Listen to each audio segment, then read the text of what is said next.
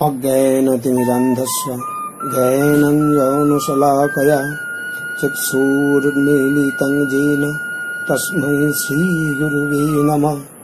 वाञ्छाकल्पतरुभ्यश्च कृपासिन्धुभ्य एव च पतितानां पावनेभ्यो वैष्णवेभ्यो नमो नमः।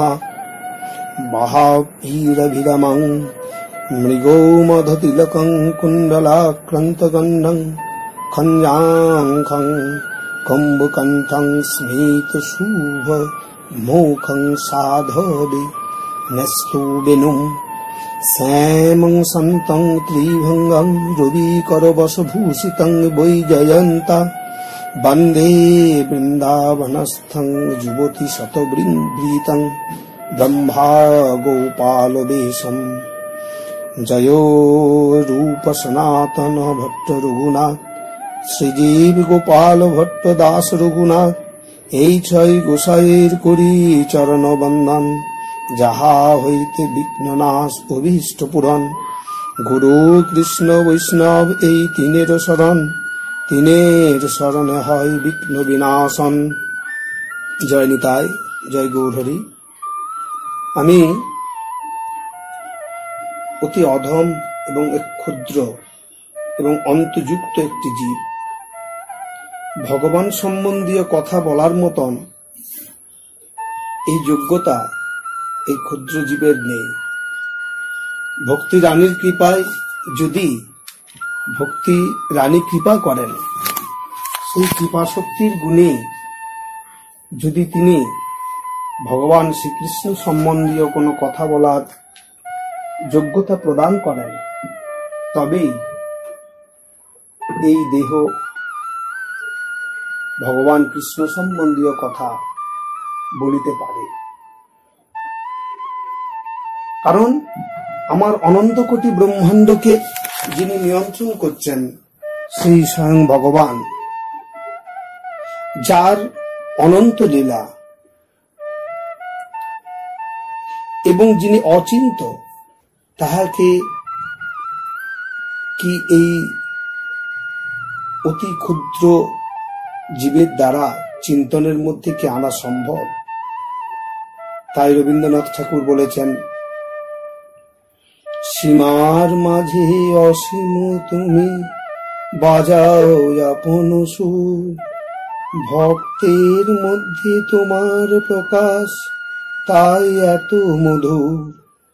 কত বর্ণে কত গন্ধে কত গানে কত ছন্দে, অরূপ তোমার রূপের লীলায় জাগে হৃদয়পুর। ভক্তের মধ্যে তোমার শোভা এমন সুমধুর। সুতরাং সেই ভগবানকে, স্বয়ং ভগবান যিনি নিত্য, সেই নিত্য, এই অনিত্য দেহ, সেই নিত্যকে প্রকাশ করা বা তার লীলা সম্বন্ধে বলার যোগ্যতা এই অধবের নয়। তাই ভক্তি রানীর কৃপাতে তিনি যেটুকু আমাকে এই অধমকে কৃপা দিয়েছেন, সেই কৃপা গুণী তার সম্বন্ধে এই ভাদ্র মাসের কৃষ্ণপক্ষের যে অষ্টমী, এই অষ্টমী তিথিটি সম্বন্ধে একটু আলোচনা এবং এর মাহাত্ম্য কথা সম্বন্ধে বর্ণনের যোগ্যতা কানু ঠাকুর এই অধমকে দিয়েছেন যেটুকু, সেটুকু এখানে পরিবেশন করা হচ্ছে। আমরা প্রত্যেকেই জানি যে স্বয়ং ভগবান যিনি, তিনি কখনোই যোনিসম্মত নন, অযোনিসম্মত। অর্থাৎ ভগবান কখনো প্রাকৃত জীবের ন্যায় যে জন্ম, প্রাকৃত জীবের যে জন্ম, সেই জন্মের নেই ভাবনায় আমরা ভগবানের জন্মকে বা ভগবানের আবির্ভাবকে যদি সেই সঙ্গে একইভাবে তুলনা করি, তাহলে তাহা মুখ্যের নামান্তর। কারণ ভগবান শ্রীকৃষ্ণ তিনি অর্জুনকে বলেছেন শ্রীমদ্ ভাগবত গীতায়, জন্ম কর্ম চোমে দিব্যমে বঞ্জো ব্যক্তি তত্ত্বতো ত্যক্তো দেহং পুনর্জন্ম নৈতি মামেতি সহর্জুন। হে অর্জুন, যাহারা আমার অপ্রাকৃত জন্ম ও কর্মের তত্ত্বজ্ঞান আছে তাহার আর দেহান্তে পুনর্জন্ম হয় না। সে আমার ধামে গমন করে, অর্থাৎ ভগবানের জন্ম কথা আর কর্মের কথা প্রাকৃত জীবের মতো জন্মকর্মের মতো নয়, যাহারা তাহার আবির্ভাব কথা শ্রবণ করিলে সেই জীবের আর পুনর্জন্ম গ্রহণ করিতে হয় না। তাই ভগবান এর জন্ম কখনোই হয় না। প্রাকৃত জীব যেই রূপ ভাবে ভগবান শ্রীকৃষ্ণকে বা শ্রীকৃষ্ণের জন্মতিথি হিসাবে এই দিনটিকে পালন করা হয়, সেই দিনটি আমাদের কাছে অবশ্যই তিনি তার ইচ্ছায়, স্ব ইচ্ছায়, তার ইচ্ছা শক্তির দ্বারা তিনি নিজেকে প্রকট করিবেন।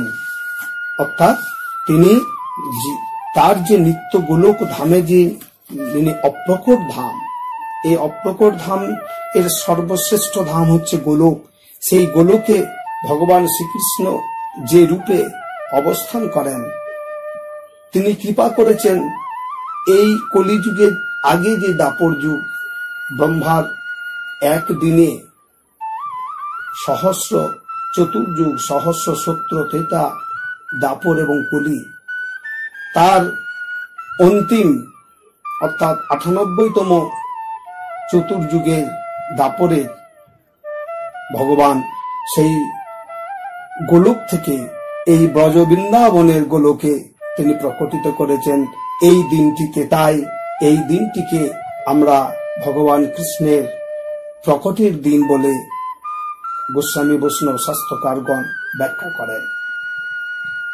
কৃষ্ণের আমরা দেখতে পাই এই কৃষ্ণ সম্বন্ধীয় বা কৃষ্ণের প্রকটলীলা সম্বন্ধীয় যে কথা চৈতন্য চরিতামৃত গ্রন্থে কৃষ্ণদাস কবিরাজজি তিনি যে লিখেছেন, কৃষ্ণের যতেক খেলা সর্বোত্তম নরলীলা, নরবপু তাহার স্বরূপ, গোপবেশ বেণুকর নবকিশোর নটবর, নরলীলার হয় অনুরূপ, মাধুর্য ভগবত্তা সার ব্রজে কইল পরচার, তাহা সুখ ব্যাসের নন্দন। স্থানে স্থানে ভাগবতে বলিয়াছে, বর্ণিয়াছে জানাইতে, যাহা শুনে মাতে ভক্তগণ। সুতরাং এই ভক্তগণকে কৃপা করার জন্য, ভক্তগণের ভাবনাকে আমার গোবিন্দ ভক্তাধীন ভগবান সেই ভক্তের ভাবকে পূর্ণভাবে ভক্ত ভাবকে অঙ্গীকার করেছেন। তাই আমরা শ্রীমদ্ ভাগবতে দেখতে পাই ১০ম স্কন্ধের ৩৩ শ্লোকে, অনুগ্রহায় ভক্তানাং মানুষং দেহমাশ্রিত ভজতে তাদৃশি ক্রীড়া যা সুত্তা তৎপরও ভাবে।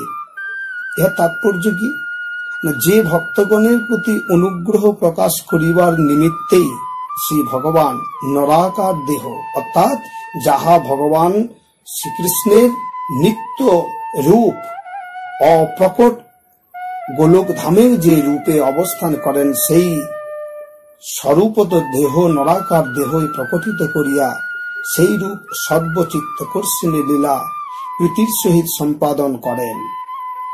যাহার কথা শ্রবণ করিয়া জীব অর্থাৎ ভক্ত পরায়ণ ও হইবে। এই ভক্তগণের মধ্যে ভগবান শ্রীকৃষ্ণের নিত্য গোলকের পিতা, মাতা, দাস, সখা, কান্তা, পুত্র, পরিষদ প্রভৃতি সকলেই শ্রীকৃষ্ণ সম্বন্ধীয় প্রিয়তার জন্য যে ব্যাকুলতার অবসান করিবার জন্য স্বয়ং ভগবান শ্রীকৃষ্ণ নিজেকে সেই নিত্য রূপেই প্রকটিত করেন। তাই স্বয়ং ভগবান, যাহা ব্যাসদেব লিখেছেন কৃষ্ণস্তু স্বয়ং ভগবান, সেই স্বয়ং ভগবান প্রকটিত হয়েছেন ভগবান গোলকের নন্দরাজার গৃহেতে যশোদার নিকট। কারণ এই মা যশোদায় পূর্ব জন্মে তিনি স্বয়ং ভগবানকে পুত্ররূপে চেয়েছিলেন বা পুত্ররূপে পেতে চেয়েছিলেন। আমরা শাস্ত্র থেকে দেখতে পাই যে গোপরাজ নন্দ এবং মাতা যশোদা পুরাকালে প্রচেতাগণের মধ্যে বাসু নাম্নী কন্যার গর্ভে দ্রোণ, প্রাণ, ধ্রুব, অর্ক, অগ্নি, দোষ, বাস্তু, বিভাবসু নামে 8টি সন্তান জন্মগ্রহণ করেন। ইহাদেরকে বসু নামে খ্যাত, ইহারা বসু নামে খ্যাত হন। ইহাদের মধ্যে অষ্টবসুর মধ্যে কৃষ্ণের নিত্য সিদ্ধ রাজা নন্দের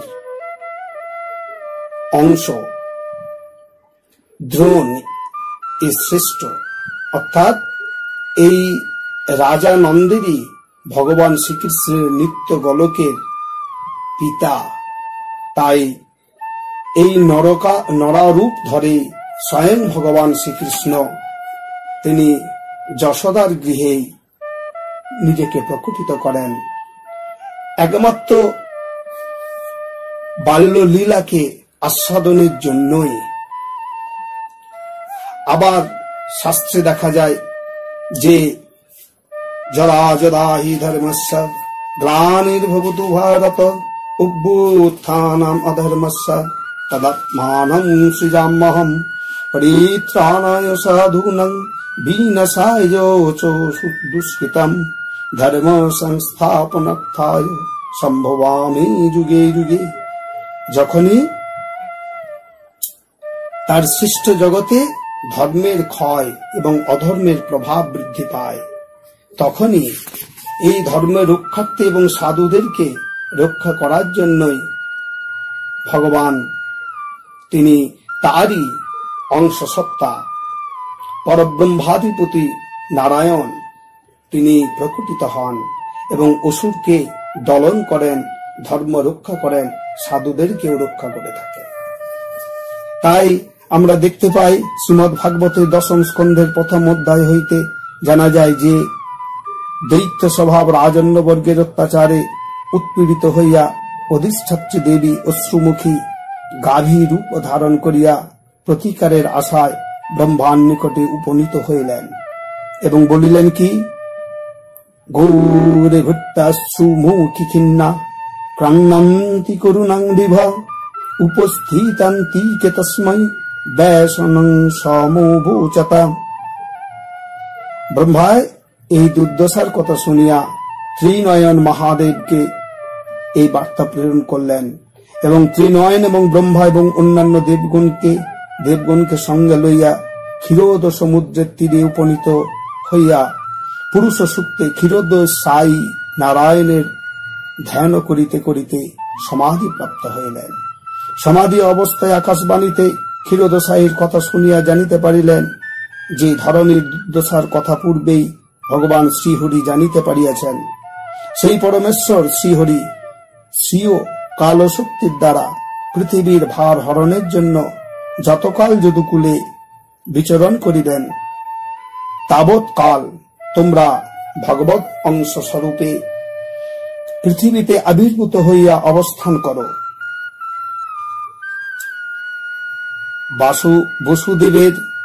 বাসুদেবের অংশ সহস্র বদন স্বয়ং প্রকাশ অনন্তদেব শ্রীহরির প্রিয় কার্যের জন্য অগ্রে আবির্ভূত হইবেন এবং আমি পরে আবির্ভূত হইব।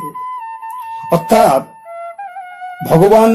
স্বয়ং ভগবান শ্রীকৃষ্ণের যে সত্তা, এই সংসারের নিয়ন্ত্রক, এই সংসারকে পরিচালনা করেন, পালন কর্তা যাকে বলা হয়, সেই অনন্ত, সেই দুগ্ধাদিশায়ী নারায়ণী আমার পরব্রহ্মাধিপতি নারায়ণের সেই চতুর্ভুজ রূপী বসুদেবের গৃহতে দেবকীর গর্ভে কংস কারাগারে আবির্ভূত হয়েছেন। তাই যখন আমরা ভগবান শ্রীকৃষ্ণের এই দুই রূপে অবস্থান, ভগবানের বিলাস রূপে বসুদেবের গৃহেতে তিনি আবির্ভূত হয়েছেন, নিজেকে প্রকটিত করেছেন এবং পরে এবং সেই সময়ে তিনি পূর্ণ স্বয়ং ভগবান নররূপে যশোদার গৃহ প্রকটিত হয়েছেন। কারণ নিত্য গোলকের যে রূপে তিনি অবস্থান করেন, সেই রূপ গোলক ছাড়া অন্য কোনো জায়গায় তিনি প্রকটিত হন না। তাই নিত্য গোলকের ভগবান শ্রীকৃষ্ণ স্বয়ং সেই নন্দের গৃহেতেই তিনি নিজেকে প্রকটিত করেছেন এবং আবির্ভাব করেছেন। এবং আমরা কিন্তু সকলেই জানি যে কংস কারাগারে ভগবান শ্রীকৃষ্ণের যে পরব্রহ্মাদি ভগবান শ্রীকৃষ্ণের যে বিলাস মূর্তি, যেই মূর্তিকে বা যেই মূর্তিতেই ভগবান শ্রীকৃষ্ণ এই সংসারকে পরিচালনার কাজ করেন, সেই চতুর্ভুজ নারায়ণের এর যে মূর্তি, সেই মূর্তিতেই দৈবকীর গর্ভে প্রকটিত হয়েছেন এবং দৈবকী এই বসুদেব এবং দৈবকী দুজনেই এই চতুর্ভুজ রূপ দেখে আশ্চর্যান্বিত হয়েছিলেন এবং এই আশ্চর্যান্বিত ভাব দেখে নারায়ণ তিনি বললেন যে আমাকে দুইটি বাহু তিনি অবলুপ্ত করলেন এবং দুই বাহু যুক্তই রূপে উপস্থিত হলেন এবং সেই দুই বাহু যুক্ত রূপেই তিনি পিতাকে আদেশ করলেন যে তুমি আমাকে নিয়ে যে যশোদার গৃহে, নন্দরাজার গৃহে আমাকে নিয়ে চলো, কারণ এই রাজা কংসের হাত থেকে রক্ষা পেতে গেলে এছাড়া আর কোনো বিকল্প উপায় নেই। তারপরে আমরা সকলেই জানি মহামায়ার কৃপাতে সকলে অজ্ঞান অবস্থায় ভগবান স্বয়ং নারায়ণের যে রূপ,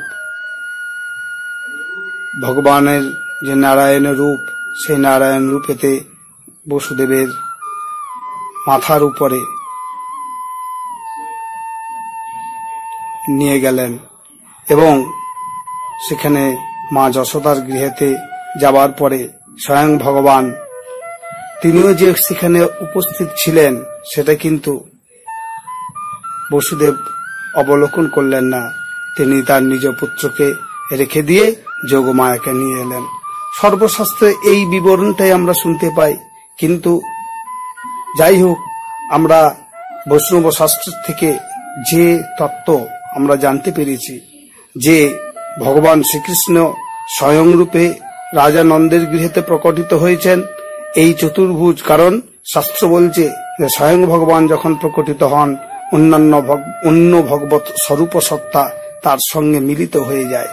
তাই সেইখানে সেই দৈবকী পুত্র বাসুদেব তিনি স্বয়ং ভগবান কৃষ্ণের সঙ্গে মিলিত হয়ে একই রূপে উপস্থিত হয়ে রইলেন। ভাদ্র মাসের কৃষ্ণপক্ষের অষ্টমী তিথিতে সেই স্বয়ং ভগবান কৃষ্ণের নিজেকে আবির্ভূত করবার এই সংসারে, অর্থাৎ জীবগণ এর গোচরীভূত হয়েছেন এই দিনটিতে। তাই ভগবানের এই অষ্টমীটিকে কৃষ্ণ অষ্টমী বলা হয়। সুতরাং এই প্রসঙ্গ নিয়ে কথা বলতে গেলে আরো দীর্ঘ সময় অতিবাহিত হবে, কিন্তু এই ক্ষুদ্র সময়ের মধ্যে এত বিস্তারিত বলা সম্ভব নয়। আর যদিও এইটুকুই আমার কানু ঠাকুর এই অধমকে কৃপা করেছেন, তাই এই পর্যন্তই কৃষ্ণাষ্টমী ব্রত মাহাত্ম্য কথা বর্ণন হইল। জয় নিতাই, জয় গৌরহরি, জয় কানু ঠাকুর। আমরা একটু এই শুভ মুহূর্তে আমরা ভগবান হরে কৃষ্ণ 16 নাম 32 অক্ষর একটু কীর্তন করব। হরে কৃষ্ণ কৃষ্ণ কৃষ্ণ হরে হরে, হরে রাম রাম রাম হরে হরে। জয় কানু ঠাকুর, জয় কানু ঠাকুর, জয় কানু ঠাকুর।